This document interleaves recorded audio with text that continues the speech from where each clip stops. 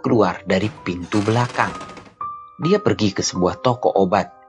Lalu penjaga di sana bertanya kepadanya. Apa yang bisa saya bantu, gadis kecil? Anak itu menjawab. Saya ingin membeli mukjizat. Maaf, mau beli apa, Nak? Mukjizat, saya perlu mukjizat. Adik saya sakit parah dan ayah berkata hanya mukjizat yang dapat menyembuhkannya sekarang. Jadi, saya ingin mendapatkan mukjizat untuknya. Berapakah harga sebuah mukjizat? Penjaga toko terkejut dan dengan lembut menjawab. Maaf, Nak. Kami tidak menjual mukjizat di sini. Kalau begitu, tolong katakan pada saya di mana toko yang menjual mukjizat. Saya ingin membelinya. Saya akan beli dengan semua uang tabungan saya. Saat itu ada seorang pria tua di sana yang mendengar percakapan mereka. Pria tua itu bertanya kepada anak tersebut. Nak, kalau boleh tahu, mukjizat seperti apa yang dibutuhkan adikmu? Gadis kecil itu menatap si pria tua dengan pandangan polos dan sedih. Saya tidak tahu, Pak. Saya hanya tahu setiap hari adik saya kesakitan. Ada sesuatu yang sangat buruk dan jahat di dalam kepalanya. Ayah sudah berusaha keras untuk menyembuhkannya, tapi adik tidak kunjung sembuh. Dokter bilang dia harus dioperasi, tapi kami tidak punya uang untuk membayar biayanya. Jadi ayah bilang hanya mukjizatlah yang dapat menyelamatkannya. Sekarang saya ingin membeli mukjizat itu dengan semua uang tabungan yang saya miliki ini. Oh, berapa banyak uang yang kamu miliki, Nak?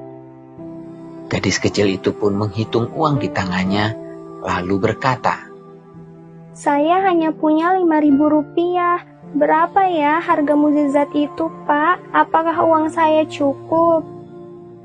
Si pria tua itu berkata sambil tersenyum. Wah, kebetulan sekali.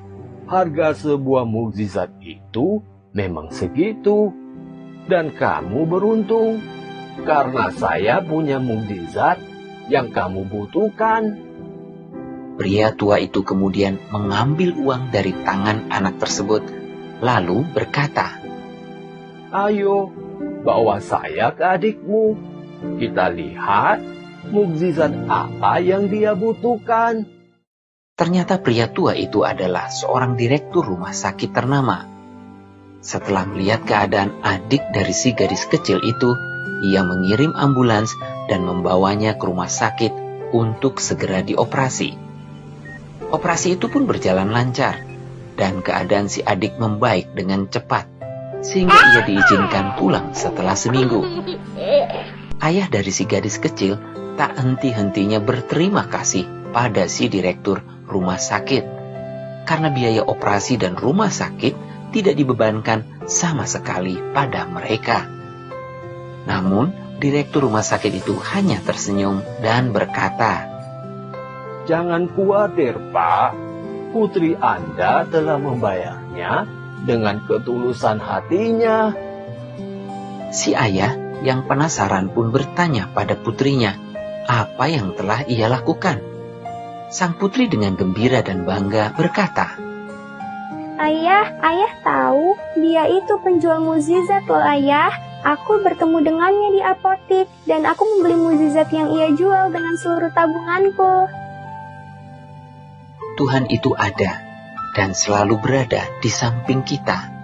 Saat kita membutuhkan pertolongannya, Tuhan akan memberikannya melalui orang-orang di sekitar kita dan melalui cara-caranya yang tidak terduga.